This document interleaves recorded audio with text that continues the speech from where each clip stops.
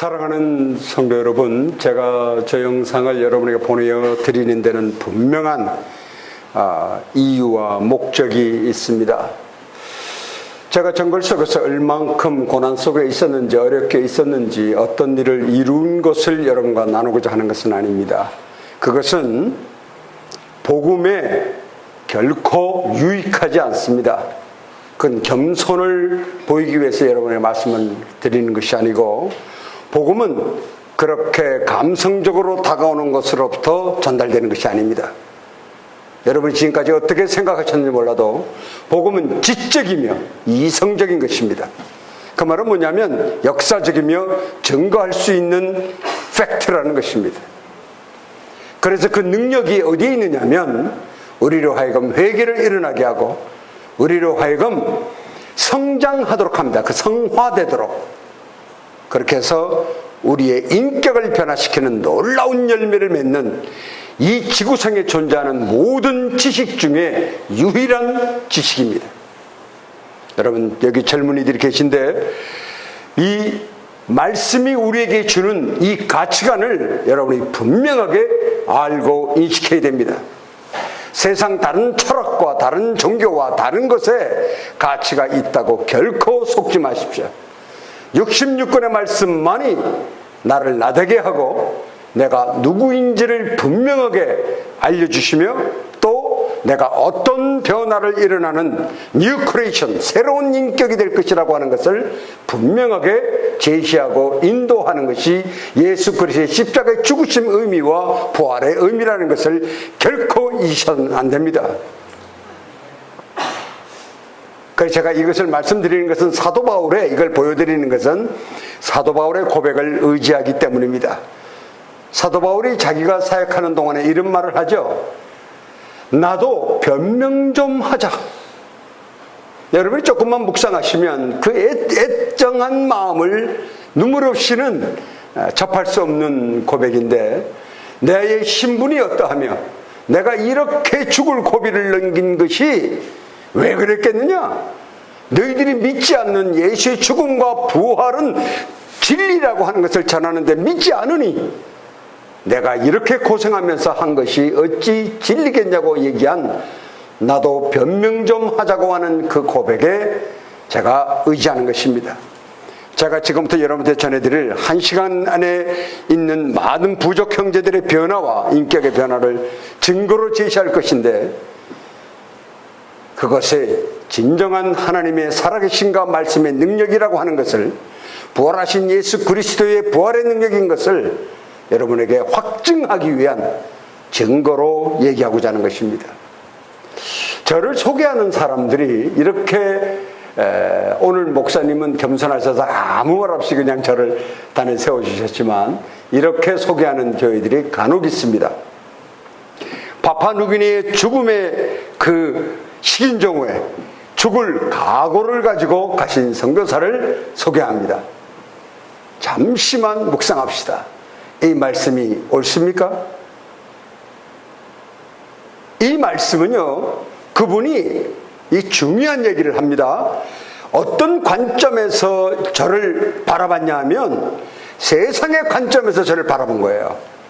이걸 월드뷰라고 그래요. 세계관, 세상의 지식, 경험, 그런 것으로 바라보고 저에게 얘기하는 거예요. 그분 입장에서는 틀린 것이 없어요. 아무것도. 맞는 얘기입니다. 그러나 여러분과 저는 회개를 통해서 죽으시고 부활하신 예수 그리스도로 인해서 우리의 관점이 변화되었어요. 무엇으로? 월드뷰에서 우리가 크리스천 뷰로 변화됩니다. 세상의 가치관과 지식을 가지고 있던 우리가 죄를 가지고 있는 아이덴티티, 죄인의 아이덴티티에서 길이요 진리요 생명을 가지로 인해서 우리는 크리스천 뷰, 뉴 크리에이션, 새 피조물로 우리는 거듭난 자입니다. 그래서 관점도 바뀌어버려야 돼요. 세상 사람은 자기의 가치관으로 정치, 경제, 사회, 문화를 바라보지만 그리스도인은 예수 그리스도가 십자가에서 못 박혀 돌아가셨으며 땅 밑에 세마포를 나누는 그 세상을 바라보는 그 관점으로 세상을 바라보게 되는 거예요. 이미 여러분은 변화가 일어났어요.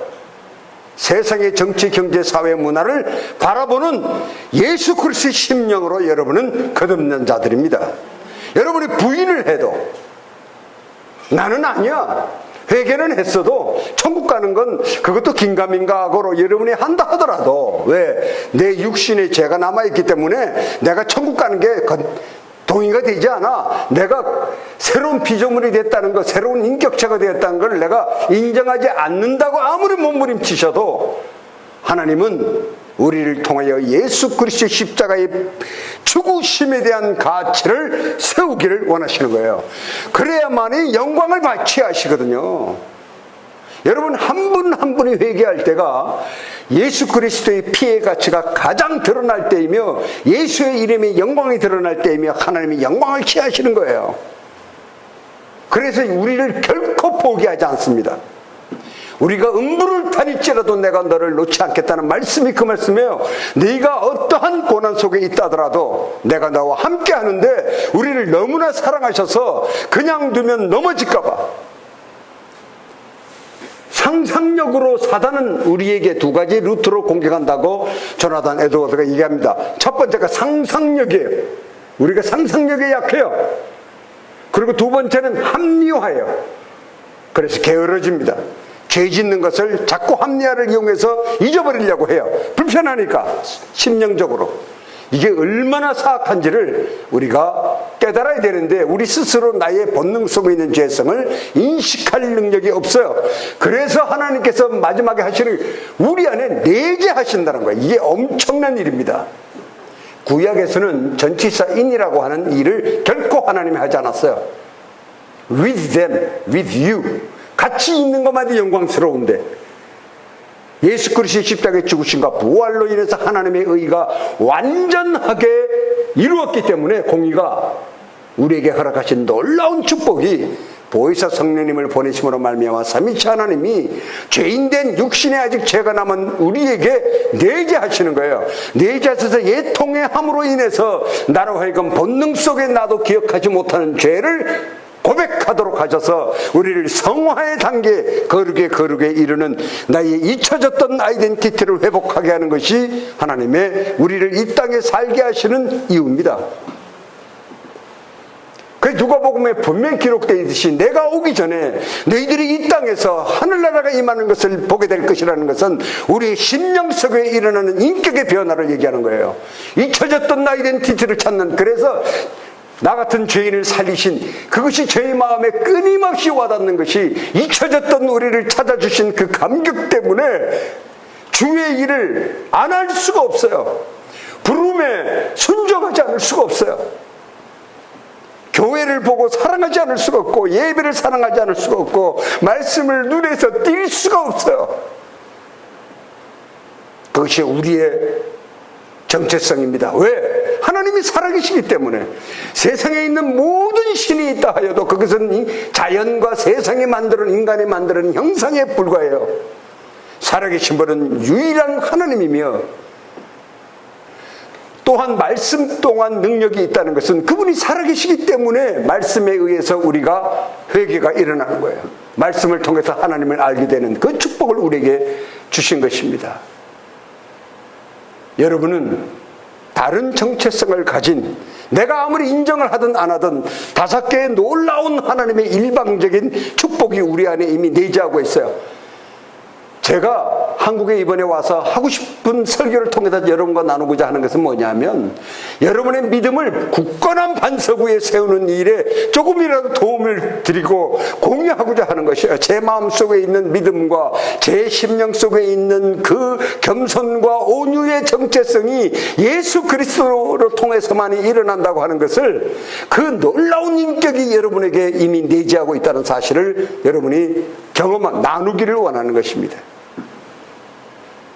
이것은 죽음을 뛰어넘고 두려움을 뛰어넘으며 고난 정도는 상대가 되질 않아요. 그래서 사도 바울이 뭐라고 고백을 해요? 골로새서에서 고난을 기뻐하며. 이제 아시겠어요? 왜 그분이 그런 말을 했을까? 고난을 기뻐할 능력은 우리에게 존재하지 않아요. 아시겠어요? 근데 사도 바울은 고난을 기뻐한대요. 바로 그 얘기입니다. 가치 기준이 달라졌다는 거예요. 나의 삶과 내가 이 땅에서 존재하는 가치, 그 가치를 분명히 알았다는 거예요. 예수 그리스도의 십자가의 죽으심과 부활의 능력으로 말미암아 나의 생각과 경험과 이것이 아닌 하나님만을, 예수만을 알기를 원하는 그 놀라운 가치, 그것만의 유일한 지식이라는 사실을 고백하게 되었기 때문에 내가 고난을 기뻐한다. 왜? 고난은 왜 우리에게 허락을 하시느냐? 주는 것이 아니에요. 허락되는 이유는 우리의 죄성 때문에 우리는 고난 속에 있어야 주님을 찾는 나약한 죄인들이에요. 아이가 감기라도 걸려야 기도를 시작한다니까요. 우리는 애기 잘 떼어놓으면요 그냥 감사밖에 안 해. 애통하게 주님께 기도 안 해요. 우리는 나태해지지. 이게 우리의 본능적 죄성이에요.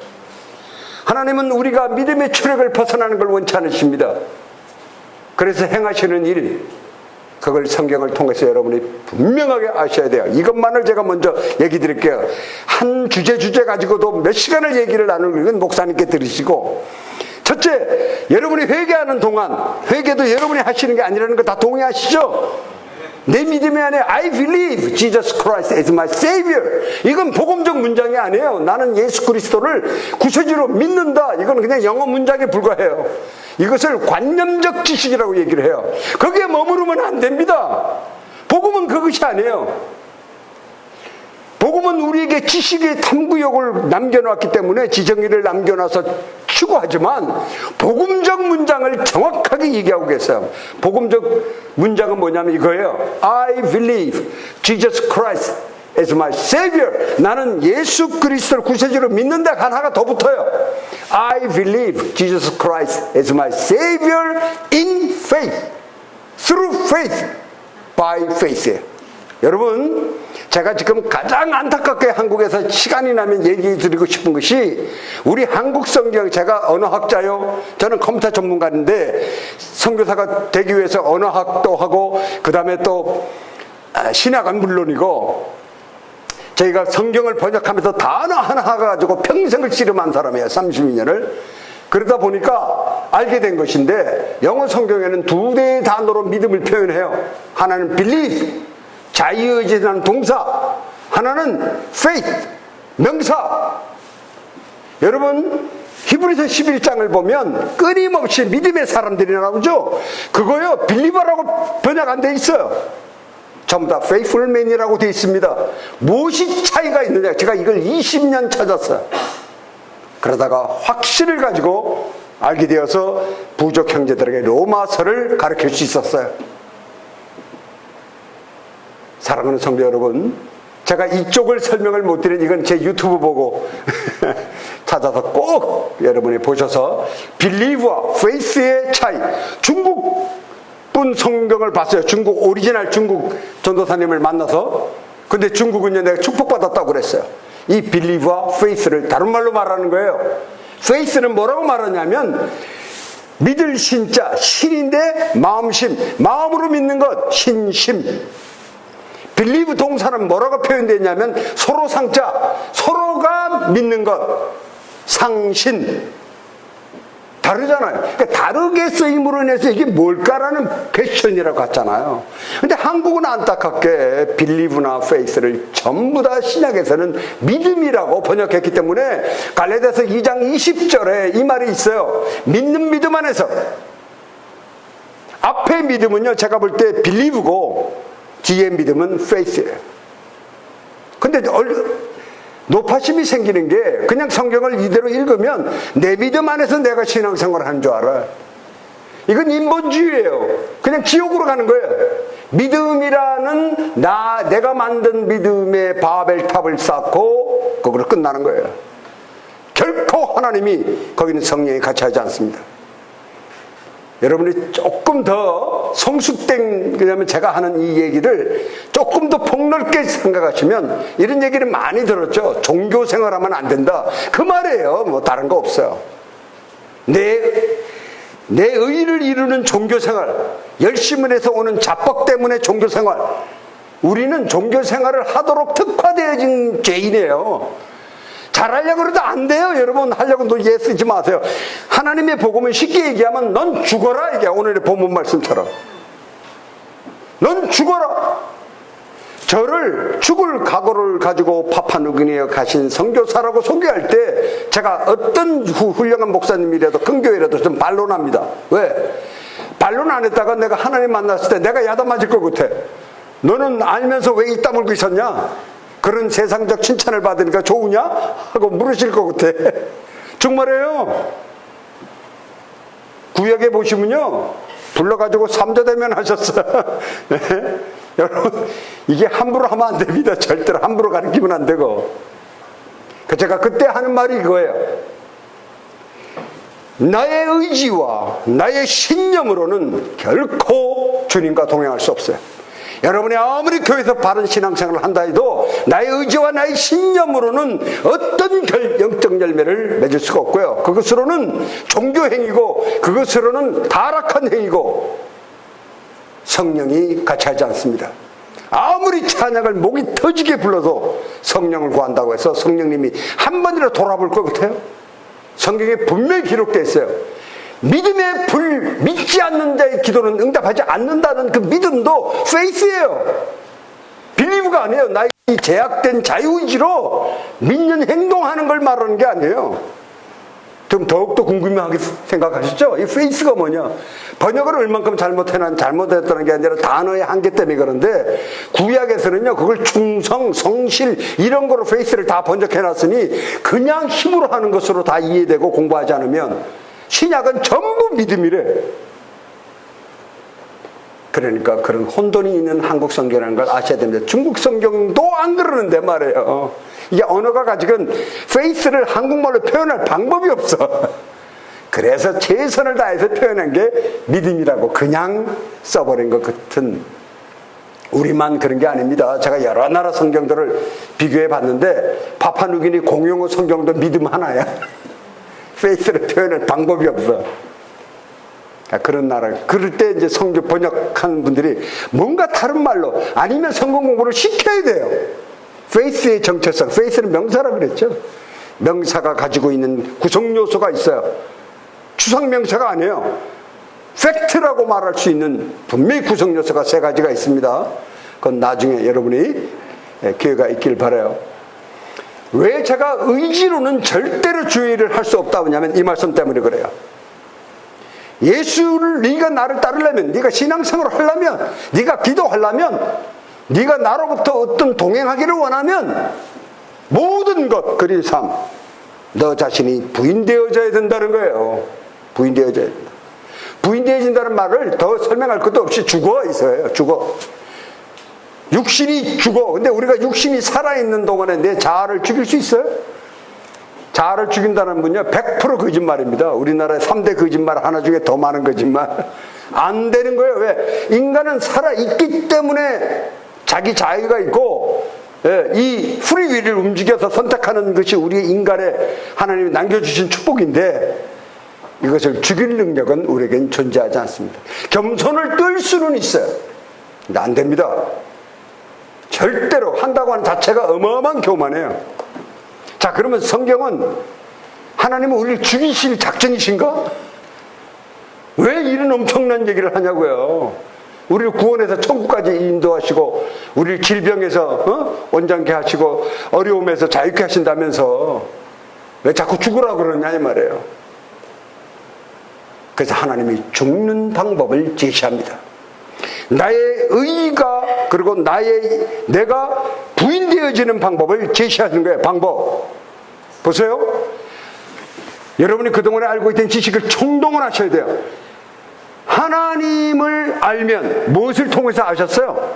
보이지도 않고 만져지지도 않는 하나님을, 저도 그 고백이지만 욥이 뭐라고 그래요? 38절 이후에 가면 내가 귀로만 듣던 하나님을, 내가 지식으로만 갖고 있던 하나님을, 전통으로만 알던 하나님을, 내가 관념 속에만 갖고 있던 하나님을, 그냥 외워 갖고 있던 하나님을, 필독해가지고만 알고 있던 하나님을 이 얘기해요. 이제는 보이지도 않고 만져지지 않는 하나님이 눈으로 본 것과 같다고 말을 해요. 이게 우리의 정체성이에요. 부인하지 않는 확신이 우리에게 주는데 어떻게 해서 그렇게 됐어요? 하나님을 만나는 거예요. 하나님이 욥을 이렇게 세우시고 네가 뭘 아냐 도대체. 지금까지 믿음 좋다고 떠든 건 네 자아지. 의지가 강해가지고 한 거지. 그러면서 하나님이 딴 거 갖고 얘기 안 해요. 특별 교육이 아니라 뭘 말해요? 하나님의 전능하심, 창조하셨던 내용을 그에게 복습을 시켜요. 리마인드. 네가 바람이 어디에서 와서 어디로 아느냐? 여러분 읽어보세요. 제가 제일 부러운 사람 하나 중에 하나가 욥이에요. 하나님으로부터 개인 지도를 받았잖아요. 그러고는 욥은 무너집니다. 예수 그리스도를 만났던 제자가 어떤 반응을 보였어요? 그냥 땅에 엎어져가지고 내가 죽게 되었사오니 나에게서 떠나달라고 고백하는, 이게 우리예요. 하나님이 누가, 그분이 하나님이라는 걸 아는 순간 우리의 죄는 그 빛인 그분 앞에서 백일하게 드러나게 돼 있어요. 그래서 살아계신 하나님인 거예요. 여러분, 살아계신 하나님을 어디서 자꾸 찾으세요? 회개하셨습니까? 이미 하나님을 만나신 거예요. 만져지지 않고 보이지 않는 그분을 늘 매 순간 내가 주님의 이름으로 회개하는 순간 살아계신 하나님을 눈으로 본 것 같은 그 같은 것이 아니라 그분과 동행하는 거예요. 하나님을 만나면 우리의 내재된 이 인격적 죄는 백일하에 드러납니다. 백일하게 드러남으로 말미암아 무엇을 우리에게 알게 하시냐면 이 말씀을 믿을 수 있게 하시는 거예요. 그 말씀을 믿게 되는 증거를 하나 해드릴게요. 여러분 오시면서 태양을 봤죠? 뜨거운 태양. 그 하나님은 저 태양을 창조하셨다. 믿습니까? 예. 왜 아멘 하십니까 여러분은? 아멘 하는 목사님이 벌금을 물리든가요? 때리든가요? 협박을 하든가요? 근데 왜 아멘 하냐고요? 지금 이 지식을 가지고 제일 번화가 해운대 가가지고요. 그대로 해보자고요. 하나님은 해와 달과 별을 창조하신 창조주입니다. 몇 퍼센트나 우리의 지식에 동의를 할까요? 아마 90% 이상은 우리한테 뭐라 그래요? 미쳤다고 말할 거예요. 지금 그리스도인은 우리는요, 미친 지식을 목숨 걸고 지키는 황당한 사람이에요. 미국의 한 심리학자가 이상한 친구인데 뭐라고 말을 하냐면 미국은 미친 나라다. 80%의 미국 시민이 천사를 믿는 미친 나라가 한국이더라고 대학에 가서 강의하면서 그러더라고요. 제가 들어보니까. 세상 사람은 결코 이해하지 못합니다. 이번 추석에 여러분들은 모여가지고 끊임없이 간증하고 얘기할 거예요. 믿지 않는 사람이 봤을 때 도대체 이해가 안 돼. 아니 술도 안 먹고 고스톱도 안 하면서 뭘 몇 시간이 남자들이 저런 얘기를 하나. 절대 이해되지 않는 행동을 여러분 하고 왔고 할 것이고 그렇게 그것에서 기쁨을 누려요. 다른 인격체가 되어진 증거입니다. 이미 그것을 누리고 계시고요. 그래서 여러분들이 만일에 그런 대화를 안 나는 자료에 가면 갖다 놓은 꽂아놓은 보리자루처럼 재미가 없어. 그래서 그냥 일어나 가는 거야. 친구도 다 하나님이 바꾸세요. 내 주위의 사람들 다 바꿔서 보호해 주는 거예요. 이미 여러분이 다 경험한 체험적 신앙입니다. 얼마나 감사해요. 그래서 우리로 하여금 살아계신 하나님과 동행하게 하시는 거예요. 부인하지 못하게 하도록. 그런 변화. 그래서 네가 그렇게 된다. 근데 성경에도 보면 뭐라고 되어 있어요? 예수 갈라디아서 2장 20절에 예수 그리스도와 함께 죽은 자라고 선포하는 이 말씀이 그리스도인의 정체성에 놀라운 간증이 되어야 돼요. 여러분들 그게 갈라디아서 2장 20절의 말씀을 보고 이건 나의 간증이야 라고 고백하는 그 축복을 누리시길 바랍니다. 그래서 나의 정체성을 찾게 돼요. 어떤 정체성이냐? 엠마오로 가는 두 제자 아시죠? 좋은 예인데요. 실망해요. 세상적인 관점에서. 그죠? 이해가 돼요. 세계관이 그거니까. 그런데 집으로 돌아가다가 엠마오에서 부활하신 하나님을 만나요. 주님은 뭘 가르쳤어요? 구약으로부터 창세기 1장 1절부터 예수 그리스도의 십자가와 부활하신 사건이 일어나는 순간까지 모든 예언들과 사건들이 십자가를 가리키고 있음을 예수가 그 두 제자에게 다시 리마인드 시킨 거예요. 그런데 왜 여러분들은 성경에 통해서 공부를 하려 하지 않습니까? 내 생명을 살리는 말씀이 이 안에 있는데 말이에요. 예수께서 직접 선생이 돼서 가르쳐 주신 거 아닙니까? 그 말씀을 딱 듣자마자 그들의 영안이 열렸어요. 가슴이 어떻다고 돼 있어요? 우리는 그냥 뜨겁더라라고 번역되어 있는데 영어 성경에 뭐예요? burning, 불이 탄다 이 말이에요. 하나님의 성령의 임재가 있으면 이 빛을요 우리가 아무리 감출 수가 없어요. 끊임없이 이웃에게 말하게 되고 어디 가서든지 말이 많아져. 자기 스스로가 통제가 불가능해요. 그래서 이 불타는 심장을 가지고 그들은 알아요. 예루살렘을 돌아가면 죽는다는 것을. 그래서 도망갔으니까. 근데 그들은 다시 죽음의 자리가 있는 줄을 아는 그 예루살렘으로 발걸음을 돌려서 그들은 갑니다. 자, 아마 예상하건대 그 제자들 또한 마가의 다락방에서 성령이 임하기를 기다렸을 것이고 그 박해 가운데 그 수많은 주님의 제자 중에 한 사람으로 그들도 다 순교를 했을 것입니다. 우리는 알고 있어요. 성경을 통해서. 이것이 우리의 정체성이에요. 그러나 우리는 그런 위험은 없어요. 너무 편해가지고 너무 복음을 편하게 생각하니까. 그러나 우리의 이 심령 속에서 타오르는 새로운 정체성은 엄청난 힘을 가지고 있습니다. 첫째 회복이 나 자신의 회복이요. 두 번째 회복, 여기 결혼하신 분들, 첫 번째 설레이면서 아내의 손을 잡고 데이트했던 그 심정, 결혼했을 때 제일 좋다고 그러잖아요. 남자들이 언제가 제일 좋냐 그러니까 신혼여행 가서 있었던 며칠이 제일 좋았대 평생에. 아니에요. 근데 그걸 90세 사는 동안에 계속 유지한다면 거기처럼 좋은 게 어디 있어요. 그렇죠? 그것이 가능한 것이 그리스도인의 정체성이에요. 왜? 놀라운 사랑의 본질이 회복되고, 그리고 나의 겸손함이 있고 온유함을 보유한 예수 그리스도의 인격으로 변화된 우리가 아내를 사랑하고 남편을 인격적으로 대하며 그 사랑이 더 깊은 오래된 포도주처럼 다시 살아난다는 것을 체험하게 됩니다. 제가 증인이에요. 제 나이를 밝히면 우리 자매들이 깜짝 놀랄 텐데 제가 1950년생 한국 나이로 73살입니다. 이민아 선교사 제 아내를 만난 지 50년 살았어요. 근데 지금도 한없이 제가 가슴이 뛰는 것을 이해하시겠습니까? 아멘이요. 웃지 마세요. 여러분이 웃으면 세계관에 있는 거야. 야서 이제 분별력이 있어야 돼요. 세계가, 부부가 이렇게 설교하는 목사님이 많은데 결혼 생활은 어찌 사랑으로만 살아요. 살다 보면 싸우기도 하고 논쟁하고. 싸움이 아니면 어떻게 부부예요. 이상한 논리로 되는 것 전부 다 세상의 관점이에요. 여러분 그거 아셔야 돼요. 진정 그리스도 안에 들어서 변화된 부부는요 안 싸웁니다. 서로 사랑하고 격려하고 도와요.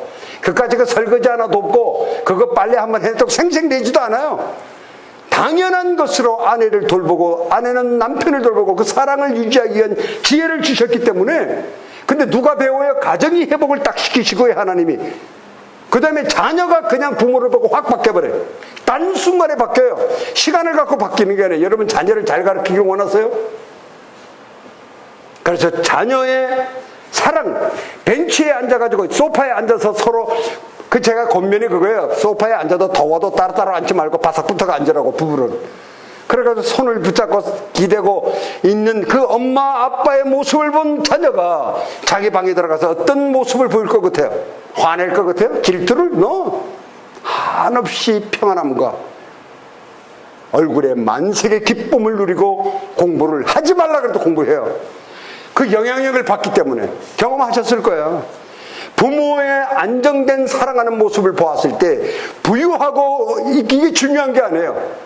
거기로부터 자녀가 받는 그 안전감과 내가 이 가정을 어떻게든지 공부를 해서 어떻게든지 열심히 해서 살아야지 하는 놀라운 책임감을, 영적 책임감을 부여하게 됩니다.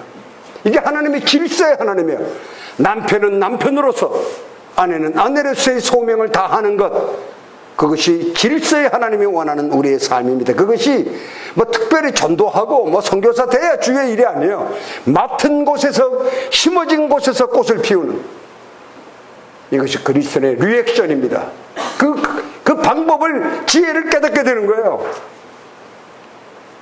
여러분이 그런 세상 속에 내가 있다면 거기서 회개하시고 벗어나야 돼요.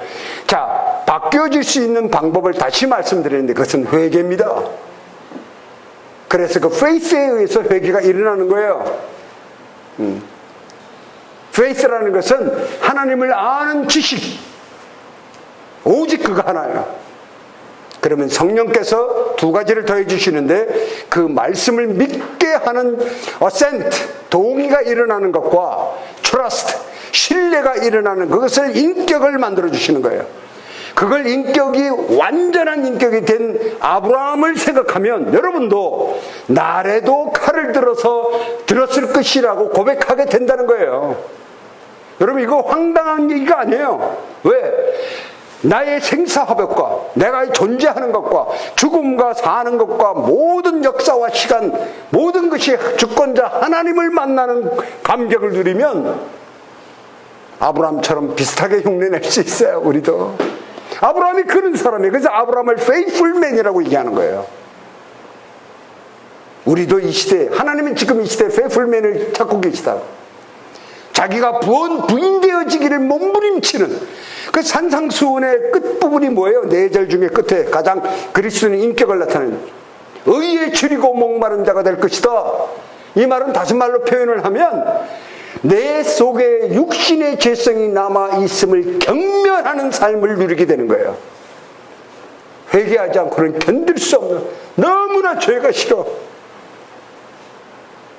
그것이 예수께서 가르쳐준 마지막 그리스도인의 인격의 정체성입니다. 그런데 첫 번째가 뭐예요? 3절에, 5장 3절에 심령이 가난한 자는 복이 있다, 이렇게 비유로 말씀하시는데 그 말은 뭐냐면 이 말이에요. 하나님을 아는 자는 복이 있다, 이 말이에요. 구원에 이르니까. 왜? 회개가 일어나잖아요. 4절에 바로 우리 심적 변화를 얘기해요. 애통한 자는 복이 있다. 나의 죄가 드러나서 애통해지고 가정에 구원받지 못한 걸 통해서 애통이 일어나면 전도를 하게 되고 바다를 건너간 사람을 향해서 애통함이 일어나면 목회를 하고 선교사가 되는 거예요. 그것이 없이 하면 교회가 비즈니스 하는 것처럼 바뀌어요. 애통함으로 하는 거예요. 영혼의, 잊혀진 영혼에 대한 그 애통함. 그게 누구의 심령이에요? 예수의 열정이에요. The passion of Christ.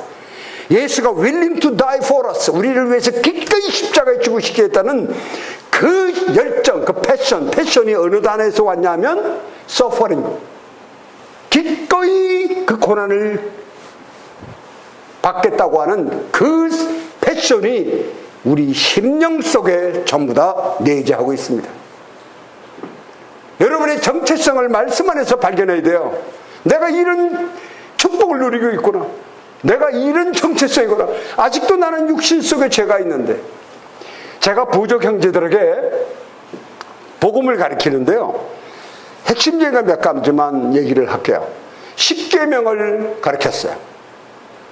근데 여러분 아시다시피 1계명서부터 10계명까지 가르칠 난 준비가 다 돼서 서 있습니다. 근데 뭐를 하나님께서 알게 하셨냐면 몇 가지 가르칠 수 없는 것이야.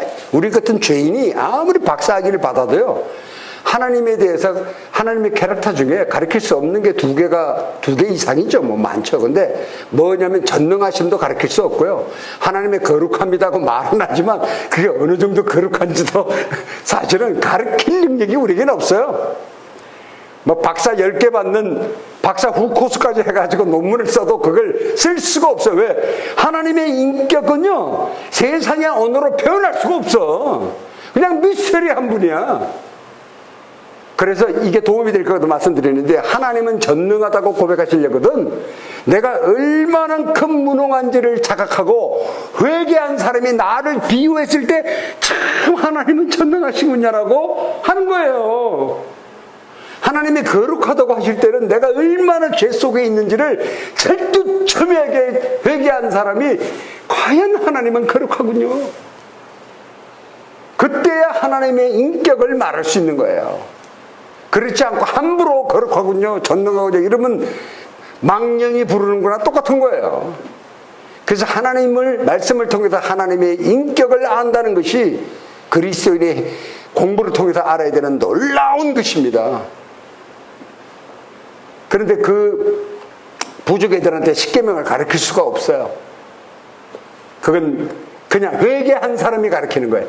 1계명서부터 하나하나 다 회개를 하고 이제 내가 복음을 가르칠 준비가 됐구나 하고 쓰는 거예요. 제가 복음을 가르치면서 3가지 두려움이 있어요. 이곳에서 복음을 가르치는 일을 하시는 분들이 목사님은 물론이고 있는데 3가지를 두려움이 있어요. 첫째, 내가 알지 못하는 걸 아는 척할 수가 없어요. 복음에. 두 번째, 나도 믿지 않는 것을 믿는 척할 수 없어요. 내게 은혜가 되지 않는 것을 은혜가 있는 척할 수 없어요. 새로운 죄를 짓는 거예요. 용서받을 수 없는 죄. 하나님의 말씀을 그대로 사단에게 말 못한 하와로 인해서 온 인류가 우주가 죄에 들었는데 하나님 말씀을 내 멋대로 해석해서 내 멋대로 전해? 나는 차라리 안 오고 한국 와가지고 장로나 돼가지고 천국이나 가지. 왜 복음 전하는 일 하나님, 제가 그래서 기도가 제일 많이 한 기도가 그래요. 아버지 하나님 나를 한국에 돌려보내주십시오.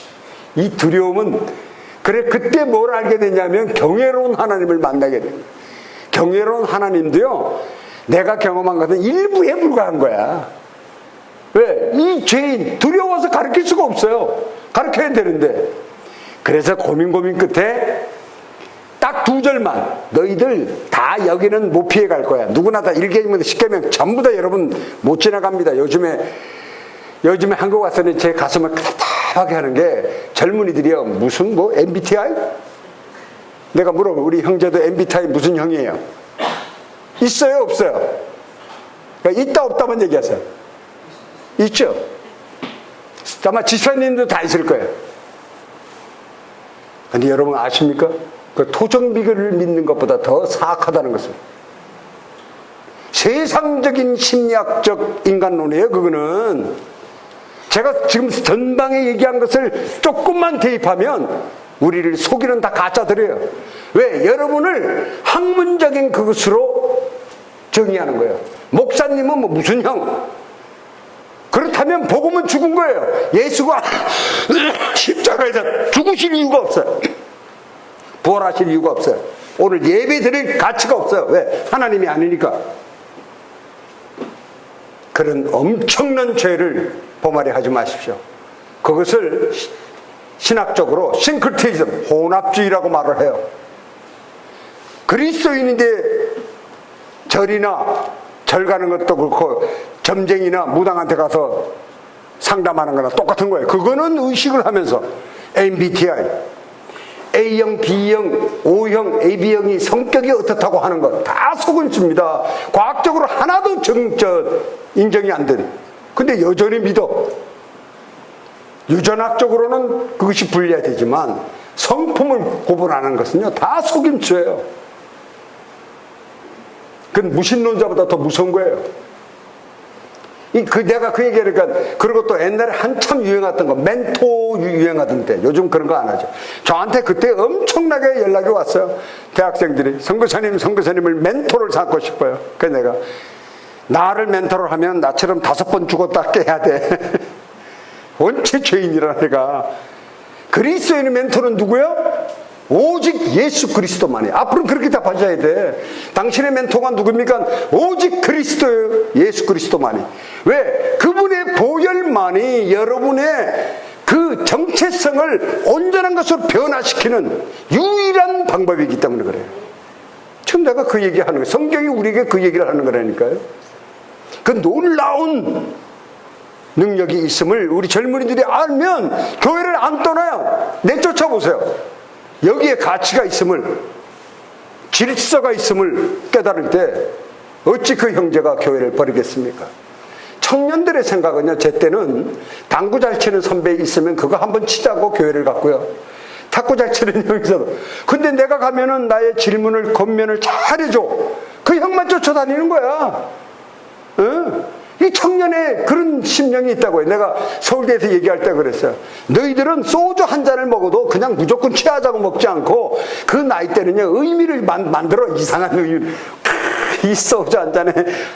이게 청년 시절이에요. 그런데 교회 안에서 그 가치관의 확립이 이루어지지 않기 때문에 그들은 방황하는 겁니다. 왜? 세상의 경쟁은 해야 되겠고, 꿈은 황당하게. 얼마 전에도 저한테 전화한 20대 청년이 자기의 그 부끄러운 죄성을 다 저한테 전화에 토해내고, 나를 제발 좀 살려달라고, 나의 삶의 방향성을 정해달라는 거예요. 그런 사람이 하나라고 생각해. 걔는 용기를 내서 나한테 전화를 했지만 수많은 청년들이 방황하고 있어요. 목사님 아들이 저한테 전화했어요. 나는 목사 아들입니다. 그런데 나는 세상에 믿지 않는 청교보다 더 타락했고, 나는 기타를 들고 찬양 리더요, 청년들 선생인데 나는 어떻게 해야 됩니까? 하는 게 답이에요. 거기에 대해서 답할 수 있고, 아니면 찾아갈 사람이 필요하고, 그 형제가 저 분하고 커피라도 한잔해서 내 고민을 털어놔야 되는 상대가 있어야 되는 거예요. 안 그러니까 자살하지. 마지막 길에 가는 거예요. 그걸 교회가 감당해야 되는 거예요. 교회인 우리가, 자기 근무를 말하는 게 아니에요. 교회인, 그 살아계신 주님과 인격이 된 우리의 일이에요. 그 일이 바로 가르쳤어요. 그랬더니 어떤 일이 일어난 줄 아세요? 뭘 가르쳤느냐? 살인하지 마라. 살인하는 사람이 없어. 전부 다 식인종이라. 우리 부족은요, 사람의 몸부위 중에 어디가 제일 맛있냐고 내가 물었더니 막 경쟁하듯이 얘기해요. 남자보다 여자가 맛있대요. 부드러워서 그런가 봐. 팔뚝 같은데 막 얘기하면서. 그 다음에 어디가 맛있냐? 그러니까 남녀 통틀어서 제일 맛있는 것이 여러분의 발뒤꿈치. 우리가 족발 좋아하잖아. 족발에 그 뭐라 그래, 사골탕 먹을 때 족발. 사람의 발뒤꿈치가 제일 맛있대요. 그래서 그 생각을 한 거예요. 살아나는 사람에서 그 얘기를 늘 죽이고 살리고 하니까 아내가 화가 나잖아요. 고구마, 우리나라하고 똑같아요. 옛날에, 요즘엔 그랬다가는 남편으로서 집안에서 살아남지 못하겠지만, 옛날에는 밥만 늦게 줘도 남편이 밥상을 엎어버린 남편이 한둘이 아니에요. 여러분이 행복하게 사시는 줄 아셔야 돼. 70년대만 해도 참 황당한 사람이 많아요. 아내가 교회 간다고 막 성경을 불태워버리고 막 별별 사람이 다 있었어요, 한국에. 지금은 뭐 하루 세 끼 다 부인이 해주는 밥 먹으면 천국이라며? 어디 감히 부인에게 하루 세 끼를 밥을 해달라고 감히 얘기를 하냐고. 그런 시대가 됐어요. 내가 볼 때 좋은 것 같아. 남녀가 서로 도우면서 그렇게 하니까. 두 번째, 간음하지 말라 그랬어요. 왜? 간음하는 사람이 없어. 여러분 이렇게 믿으십니까? 우리 부족은요, 죄라는 단어가 없어요. 저희 부부가 내가 하나님께 감사한 것이요, 인간이 타락한 죄성의 마지막이 어디인지를 부족에서 눈으로 보았어요. 여기 지금 무슨 살인 이게 아니야. 살인은 보편화돼 있고, 내 돼지 3마리로 여자를 산다니까요. 미안합니다. 여러분들 건강하지 않으면 돼지 1마리밖에 안 돼요. 어마어마하게 강해야 돼요. 반일이고 무거운 거 막 짊어지고, 남자가 하는 일은 혼자 다 도맡을 정도로 강하면 3마리. 그런데 남편한테는 꼼짝없어요. 팔려왔으니까. 고구마를 빨리 안 구워줘. 그러니까 모닥불 켜는 걸 해가지고 가슴을 지직 찢어요. 그럼 저한테 와요. 이거 좀 치료해달라고. 제가 아침 새벽 6시서부터 1시간, 2시간 몇십 명의 그런 사람들을 치료합니다. 남편이 칼로 쳐갖고 이게 뚝 벌어져갖고 오는 사람, 머리채를 쳐가지고 이 가죽이 이렇게 벌려갖고 오는 사람. 저 반의사예요. 그래서 저희 미션은 펄스테이지 자격증, 의사 아니면 펄스테이지 자격증을 받아야 부족에 집어넣어요. 그 신학보다 더 어렵더라고, 펄스테이지 공부할 때는. 그래서 제가 반의사입니다. 아이도 받고 전부 다. 그래서 우리 부족 애들이요, 죽음의 공포 속에 있어요. 죄라는 의식이 없기 때문에 이 얘기를 여러분이 좀 도전이 될 거예요. 제가 우리 부족 형제를 보면서 묵상을 하는데, 하나님이 그러는 것 같아요. 우리 부족 애들을 보고, 여러분이 그런 대상이 되면 안 됩니다. 하나님이 일을 쉬는 것 같아요. 제 묵상 가운데. 아유, 너희들은 참 죄인답구나. 그렇죠? 죄성의 본능대로 행동해요. 자고 싶으면 자고, 먹고 싶으면 먹고, 간음하고 싶으면 간음하고, 때리고 싶으면 때리고, 거짓말하고 싶으면 거짓말하고, 훔치고 싶으면 훔치고. 인간이 가진 죄성 그대로 그냥 생활하는 게 그들의 문화예요. 그래서 제가 kinship조사를 못해. 인구조사. 제가 레기를 가르치는데 부족애들이 손을 들더니 하는 말이, 하나님은 정말 모든 것을 아시는 분이군요. 저를 하얀 사람이라고 그래요? 하얀 사람 당신에게도 얘기하지 않은 우리의 움막 속의 삶을 하나님이 성경에 다 기록하셨네요. 뭐를? 이스라엘 사람, 이스라엘 천막 지고 그 안에 살잖아요. 오죽하면 여러분 다 성인이니까 하나님이 어떻게 가르쳐요? 너의 엄마의 시스템을 범하지 말고. 더 되게 얘기 안 할게. 그거 읽으면요 얼굴이 화끈해. 이스라엘 백성이 그렇게 타락한 민족이었어요. 근데 우리 부족애들이 그렇게 살거든.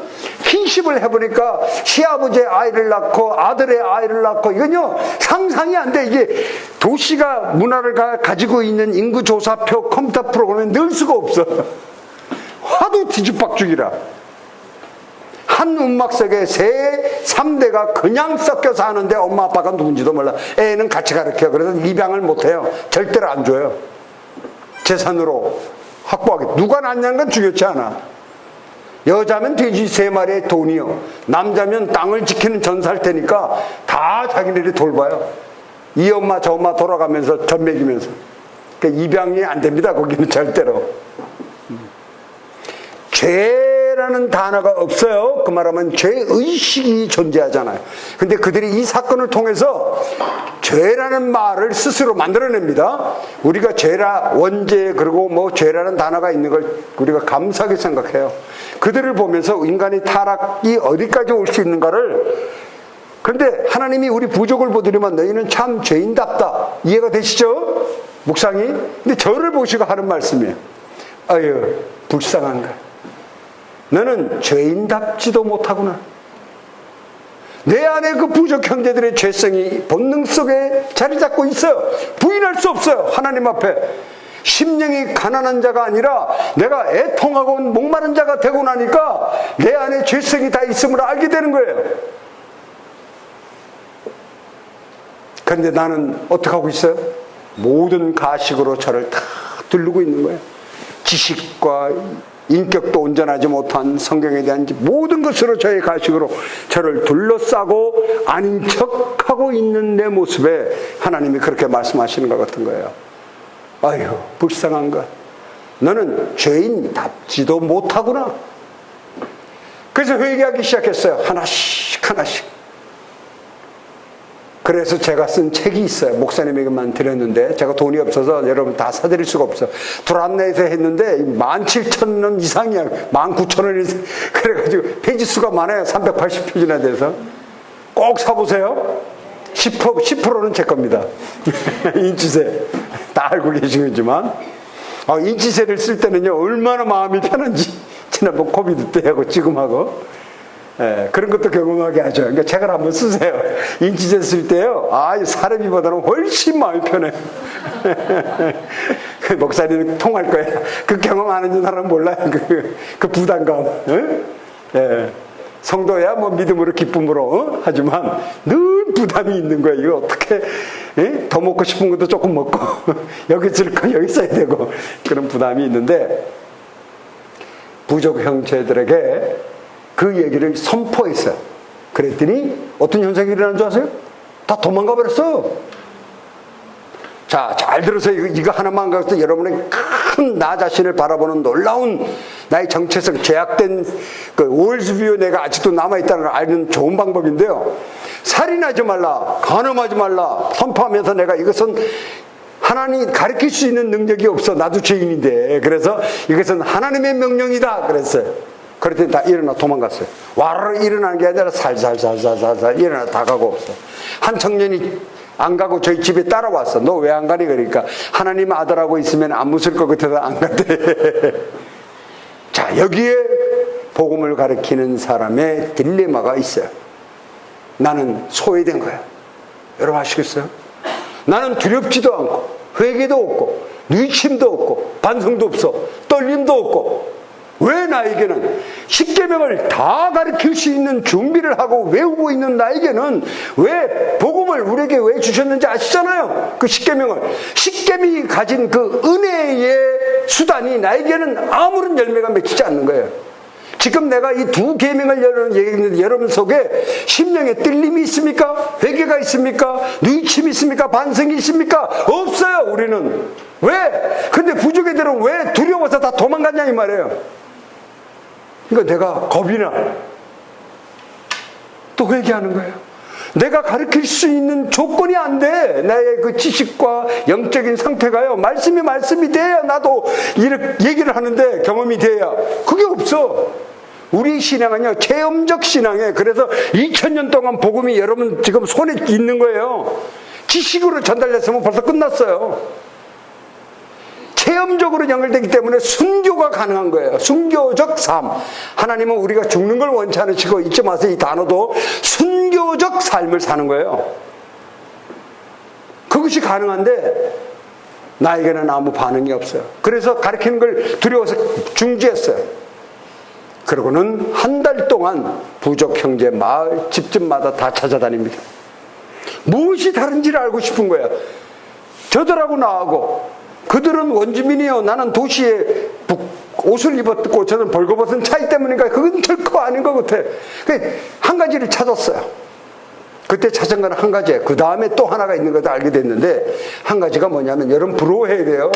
이거는 그들은 죽음의 공포라고 하는 그 말의 진정한 의미가 뭔지를 삶 속에서 체험하고 있더라는 거예요. 왜? 추장도 무당도 다 죽음의 공포로 다스리거든요. 하나님이요, 성경에서 보면요, 하나님이 끊임없이 우리한테 얘기해요. 너희는 죄인이고 죄인을 심판하시는 너는 죽는다는 거예요. 우리가 죽는다는 거예요. 하나님의 관심은요, 우리 여러분과 제가 죽는 것이, 그래서 그걸 살리려고 예수를 보내셨는데 하나님의 관심은 우리가 죽는 곳에 있는데 도시에 사는 우리는 암에 걸려도 이제는 안 죽는다고 생각하고 살아요. 요즘에 제가 이렇게 투석을 하고 인공동맥을 차고 5번을 죽었다가 의사가 버려 장례지라는 곳에 살려놓고 나니까 별별 얘기가 다 있어요. 돈 많은 사람들은 당연히 120까지 살 거래. 왜? 인공신장 돈 주고 막 갈아 낄 수 있으니까. 그 말도 맞는 것 같아. 우리는요, 죽는다는 공포로부터 소외되어 있어요. 깊이 묵상해 보십시오. 아마 마지막 암에 걸려 죽으려고 그러면 그런 분을 제가 본 적이 있어요. 나 좀 살려달라. 청남동에 빌딩을 졌는데 그 안에 들어가 보지도 못하고 돌아가신 집사님이 있어요. 그분 돌아가시면서 그랬어요. 나 제발 살고 싶다고. 그러더니 그 마지막에는 그걸 포기하더라고. 그러고 떠나셨는데 아마 그분은 죽음의 공포라는 걸 조금 알까? 한번 이 단어요, 여러분 심각하게 삶 속에 내가 피부로 못 느끼지 못해도 하나님의 관심과 코드가 맞아야 될 거 아니에요. 복음이. 하나님은 우리 죽음을 사는 자가 될 살리려고 하시는 것에 관심이 있는데 나는 혜택을 받아야 될 우리가 거기에 무관하게 생각한다니까. 이걸 절치절명하게 알아야 구원이 감격이 어떤 건지를 알게 돼요. 안 그러면 구원이 그냥 이 다음에 죽어서 행하는 거 이런 정도로만 관념 속에서만 갖게 되는 문제를 일으키게 됩니다.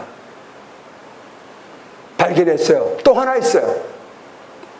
뭐냐면 그들의 삶이 자연하고 깊게 연관이 되어 있어요. 여러분 이 자연 속에 있지만 자연의 그 저 나무, 오늘 눈이 오든지 저 나무가 꽃이 피든지 말든지 삶하고 관계없어요. 왜? 수포에다 사 먹으면 되니까. 여름에도 겨울 과일 먹고 겨울에도 여름 과일 먹고 우리는 수포에 가면 다 해결이 돼요. 그래서 하나님의 창조의 손길과 멀어져 있어요. 굳이 생각하긴 하지만 근데 우리 부족 형제들은요, 해만 조금은 세게 돼도 밭이 다 망가지고 비가 안 오면 다 굶고 민감하게 있는데 딱 부러운 성품 하나가 있는 게 뭐냐면요, 그들의 단순함입니다. 그들은 내가 이런 얘기를 하면 그들이 순진해서 부족 사람을 자꾸 순진하다고 해요. 순진해서 복음을 잘 받아들여서 그런 간증을 하나 봐요. 아니에요. 여러분보다 더 타락했어요. 가식을 둘러싸고 있는 내가 더 어떻게 보면 그들은 더 타락한 사람이고 내가 왜 절제하니까 그 가식으로 무슨 절제? 간음 절제하지, 거짓말 절제하지 하는 거 많아. 까내는. 근데 걔네들은 행동을 편하게 한다고. 그런데 나하고의 차이가 그들은 단순해요. 나는 하나님의 아들이다. 그럼 그냥 믿어요. 이유를 달지 않아요. 근데 나는 복잡해요. 그걸 깨닫게 하시는 거예요. 나를 자꾸 알게 하시는 거예요. 해와 달과 별을 하나님이 창조하셨다는 것을 믿게 되기 전에 저는요, 어떤 교만을, 그것도 교만이라는 걸 알고 회개했는데, 나는 설득을 당해야 믿어주는 교만을 갖고 있더라, 이 말이에요. 이 말이 어려운 말인데 이해되세요? 창조과학 책을 읽고 창조과학에 대한 강의를 듣고 그랬을 때 내 지식을 뛰어넘는 얘기를 하니까 그런가 보다 하고 믿어주는 척한다, 이 말이에요. 우리는 그런 척하는 게 너무나 많아. 그게 교만이에요.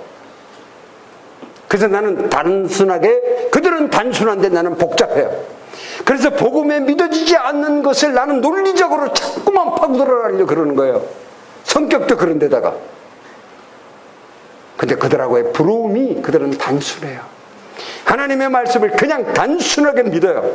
아담과 하와, 그래서 하나님께서 네가 이 열매를 따먹으면 정령 죽으리라 하는 말씀을 기억했던 거예요.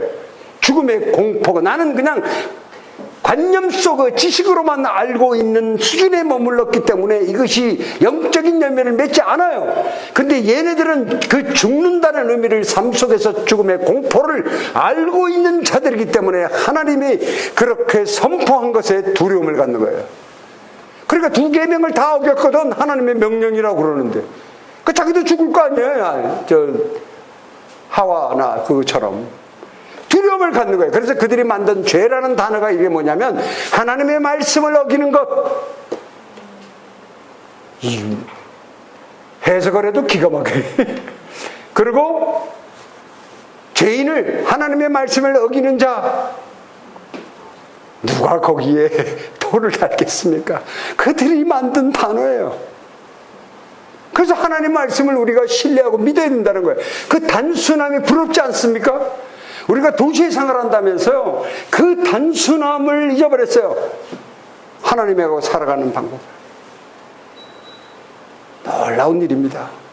그리고 그들이 십계명을 가르치고 난 다음에 예수 그리스도의 부활을 가르쳤더니요, 그들이 폭발적인 간증을 하기 시작합니다. 시간이 많지 않아서 하나만 할게요. 제일 놀라운 거. 도시에서는 절대, 이미 우리는 법이라고 하는 것에 도시 생활에 유스도 돼 있어요. 그래서 모든 문제가 생기면 자꾸 법하고 해결하려고 그래. 부부가 이혼한 것도 법으로, 가정의 문제도 법으로, 그 딱 가면 변호사만 돈 벌게. 근데 그 일을 어떻게 할까? 추장한테 쫓아올 것 같아요? 아니에요. 하루 예배를 보는데 한 자매가 딱 나오더니 너무 괴로워서 견딜 수가 없대. 여러분, 이게 리바이벌입니다. 내가 시키지도 않았어요. 나와서 하는 말이, 나는 간음했어요. 걔는 죽는 거예요. 왜? 남편 죽이면 끝이에요. 간음한 여인은 난 적이 없어. 어딜 감히, 남편의 이게 개돼지처럼 매은 여인이 어디 감히 간음을 해요. 근데 한 친구가 또 남자가 나와 서가지고 상대가 전비다고 고백해요. 그래서 우리를 위해서 기도해달라는 거예요. 그 괴로움 때문에. 그러고는 십계명을 배우고 이제 그 길티를 느끼는 거죠. 근데 누가 문제예요? 남자는 여잔데 이 여자가 남자를 칼로 죽일 수 있어요? 못하지. 찍소리 못하고 앉아만 있고, 여자의 남편이 분노하는 거죠. 집에 가서 2주간 부인을 두드러 팹니다. 얼만큼? 기어도 못 갈 정도로 두드러 패요. 여러분은 박달나무가 강한 줄 알죠? 커피나무, 우리 커피 최고의 선지거든요. 다 땅에서 썩어요. 팔 길이 없어서. 커피 대나무로 때리면요, 절대로 안 부러져요. 이거로 머리통을 해도 다 찢어지고 피가 나고 온몸을 걷지도 못하는 걸 두드러 팼어요. 2주간. 두드러 패고는 저녁에 와가지고 가오바라는 친구입니다. 와가지고 저한테 묻는 거야. 엉클, 내가 너무 분노가 해서 오늘 이만큼 두드러 팼대. 그 내가 분을 참아라. 그거밖에 할 말이 없어. 이게 2주간 계속됩니다. 그러고는 어느 날 저한테 와요. 그러니까 매일 두드러 맞는 거야. 눈에만 보이면 두드러 패고, 가도 두드러 패고, 자기 할 일 하다가 쫓아가서 두드러 패고. 부인은 거의 반 죽어도 경찰도 안 오고요. 경찰은 어떤 누구도 참견 안 해요. 그 처갓집이고 뭐고. 왜? 팔아먹은 딸이기 때문에 절대로. 왜? 물려받겠다 그러면 우리 딸 그러려면 돼지 3마리를 토해내야 돼요. 근데 그 돼지를 부모가 먹었으면 부모는 사랑하는 마음에 토해낼 수도 있겠지만 누가 먹었냐면 그쪽에 삼촌이 다 혼자 다 홀라당 먹어버려서 삼촌이 절대로 안 토해내. 이미 먹었는데 뭐 더 주지도 않는데 왜 토해내요? 다시 팔면 결혼하는 아이는 돼지 반마리 값도 안 못 받아. 근데 왜 토해내냐고. 삼촌이 절대 안 통하지. 그런 문화를 갖고 있어요. 그러니까 제가 그랬어요. 그걸 왔을 때 저녁에 와가 저한테 그러는 거예요. 내가 왜, 이게 성령의 역사예요. 내가 왜 부인을 미워하고, 내가 왜 부인을 때리고 싶고, 죽이고 싶고, 싫어하는 마음이 어디서 나왔는가 생각했더니, 나의 죄로부터 나오는 것을 알게 되었다는 거예요. 여러분, 이런 고백하는 사람 들어봤어요? 여기서? 그래서, 하얀 사람, 이 나의 죄를 위하여 하나님께 기도해달라는 거야. 내가 이거 용서받게. 그 둘이 끌어안고 기도했어요. 내가 오직하면 이렇게 말했어요. 내 안에 이미나 선교사가 가늠해도 너와 똑같이 죽이고 싶은 마음이 들 것이다. 나도 죄인이기 때문에. 그러나 내 말을 대로 하겠느냐? 한다는 거야. 하면 아내가 막 눈으로 보면 죽이고 싶으니까 그냥 아무 말하지 않고 안아줘라. 그것으로 충분하다. 말하지 말고. 제가 얘기하는 대로 가서 안아줬어요. 그리고 그 부부는 어떤 사람들보다 더 신앙 안에서 행복한 가정을 회복했어요. 이건 부족에서 첫 번째 있던 일이에요.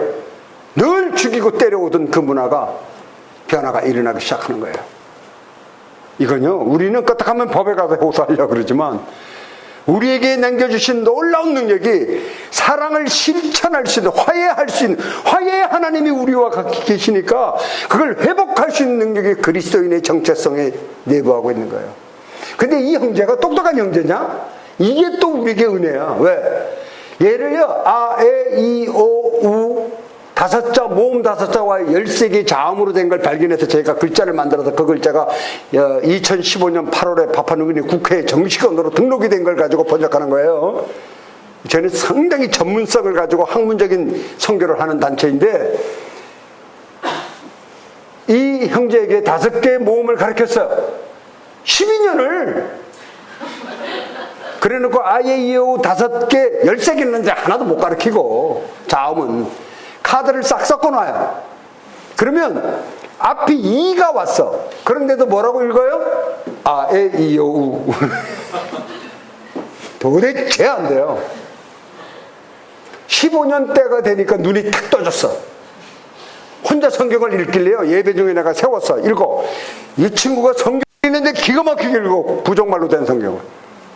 그러니까 그냥 그 다음 알파벳 가르치는 리트러시 클래스에 지 혼자가 45명이 왔어요. 걔가 읽는 것 때문에. 저 천치바보가 읽으면 우리도 읽는다 이거지. 나온 거예요. 무엇을 알게 하셨냐면 간증은 어마어마하잖아요.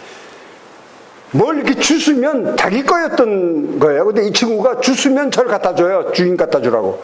이런 변화는요, 이건 되는 게 아니야. 여러분 가다가 딱 주셨는데, 오, 1,000,000원짜리, 2,000불짜리 수표를 얻었어. 우리 한국문화는 놀랍게 요즘에 안 훔쳐가기도 하고, 전화기도 안 가져가고, 뭐, 테이블에 두면 다 한대요. 제가 이 얘기를 예로 안 하는 이유가 있어요. 그랬더니 한 분이, 그거 왜 안 가져가는 줄 아세요? CCTV 때문에. 그래서 우리는 카페에서 있는 거 안 가져간대. 딴 데서도. 그것도 일리가 있다 싶어서 제가 예화를 안 들어요. 확실하지 않아서. 왜 안 가져가는지는 이제 무엇이 우리의 도덕성의 성숙 때문인지 CCTV가 두려워서 안 가져가는지 저도 모르니까. 근데 그걸 저한테 가져와서 줍니다. 금 이만큼. 우리 금이 나는 곳이에요. 저한테 금 가져와요. 그럼 다 돌려보내요. 내가 그래. 내가 여기서 너희들에게 하나님 말씀을 전하지 못하게 하려거든 금을 달라. 금을 받는 순간 선교사가 아니에요. 그래서 그들이 금뿐만 아니라 막 커피, 파푸아뉴기니 커피 얼마나 좋아요. 해발 2,500m에서 오리지널 자연산 최고의 퀄리티. 땅바닥에 다 썩어요. 왜? 내가 비즈니스를 했던 사람이라 크게 했었어요. 여의도에서. 이게 돈 되는다는 거 저 너무 잘합니다.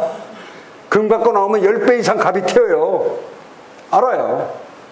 그거 절제하기도 쉽지 않아. 가지고 와. 나를 복음 가르치는 데서 나를 떠나게 하려거든 갖고 오라고 제가 얘기를 하는 것인데, 그 형제가 뭘 알게 됐냐? 하나님의 복음은, 이게 제가 알게 된 거예요. 절대로 우리의 지식을 디펜드하지 않는다. 그러니까 여러분, 학력도 보지 않고, 알아요? 인격도 보지 않고, 성품도 보지 않고, 머리를 길렀냐 잘랐냐, 뭐 잘생겼냐 못생겼냐 아무 필요 없어요. 하나님은 결코 우리의 복음은 거기에 평가 점수를 주지 않아요. 다 똑같아요. 그냥. 얼마나 감사합니까? 어떤 분은 성품이 가만히 둬도 천국 갈 것 같아. 어떤 분은 장로님인데 어떻게 성격이 저래?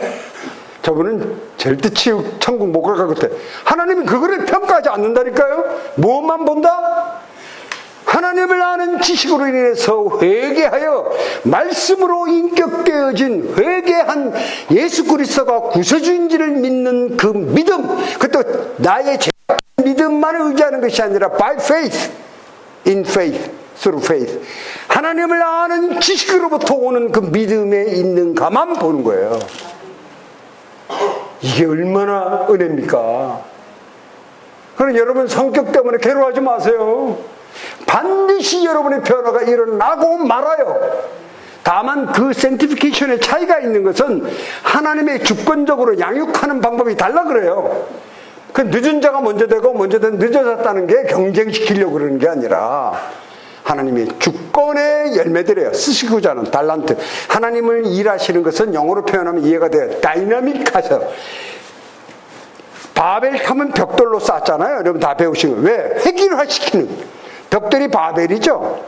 그것만 하면 무슨 뜻인가 하실 텐데, 바벨론, 그 말이에요. 바벨론이나. 바벨론은 타락한 도시고요. 부정한 곳이에요. 벽돌로 쌓은 바벨탑은 부정하고 타락한 거예요. 그런데 자꾸만 이렇게 획일화시키려고 하는 것은요, 옳은 것이 아니에요. 지체가 돼야 된다고 얘기하잖아요, 교회가. 성전을 지을 때 벽돌로 하지 않았어요.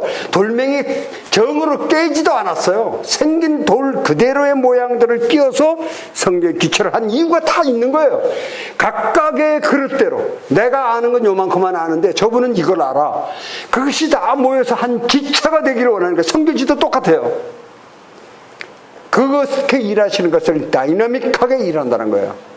그러니까 조금도 좌절하지 마십시오. 나는 왜 쓰임 묻지 못하나? 나는 왜 저 일을 못하나? 장로님은 너무 기도를 잘하시는 달란트를 받았네. 근데 나는 기도하려고 막 떨리기만 하고. 조금도 염려하지 마십시오. 쓰임의 달란트가 다 달라요. 아시겠어요? 대래 남들로부터, 일부에서 내가 조금 다른 방향으로 말씀드렸는데, 너무나 칭찬을 받아. 저 사람 믿음이 되게 좋다. 정말 훌륭한 성도라고 칭찬을 받는 사람일수록 사악한 정서에 있다는 것을 점검해야 돼요. 아시겠어요? 거룩한 정서가 그리스도인의 정서거든요. 변화된 인격, 뉴 크리에이션. 근데 자기의 만족과 열심과 의지와 신념으로 행하는 종교 생활하는 성도들이 한국만이 아니에요. 미국도 똑같아요. 미국 교회들도 정확한 복음에 대한 인식이 없기 때문에 인격의 변화가 없는 거예요. 이 얘기를 하고 마칠게요. 복음을 제가 표현하는 방법이 있어요. 요철 아시죠? 간단한 거는 3살 난 어린애도 척척 껴요. 근데 이게 복잡해, 요철이. 근데 하나님의 복음의 열쇠는요, 간단하진 않아. 그러니까 적당히 기도하고 적당히 알고 적당히 예배하고 해서 천국에 가는 게 아니에요. 기도가 응답이 되는 게 아니에요. 왜 그걸 모르세요? 그렇다면 주님께서 그 십자가의 짓밟이까지 돌아가실 이유가 없어요. 절대로입니다. 복음은 제가 이런 것 같아요. 아주 복잡한 요철의 구조를 가지고 있어요. 그래서 섬세하게 끼워져야 돼요. 이거를 성경에서는 단순한 그 말로 좁은 문이라고 표현했겠지만, 그것이 딱딱 맞아야 기도가 응답이 있고요, 여러분의 인격의 변화를 누리게 되는 거예요. 성경은 복음은 행하는 것이 아니고, 이 말 정말 중요한 겁니다. 복음은 행하는 것이 아니에요. 복음은 누리는 거예요. 조금 이해를 돕기 위해서 하나만 더 할게요. 범사에 감사하라, 쉬지 말고 기도하라, 항상 기뻐하라, 명령으로 돼 있죠. 이거 지키려고 지금까지 하신 분들은 종교생활 한 거예요. 범사에 감사하는 바벨탑, 기도하는 바벨탑, 기뻐하는 바벨탑만 자기 혼자 쌓은 거예요. 우리 인간의 죄성은 절대로 이걸 명령을 지킬 능력이 없어요. 한번 해보세요. 내 아들이 바로 교통사고로 죽었는데 그 애를 끌어안고 하나님 감사합니다 할 수 있어요? 그것처럼 가증한 죄인이지.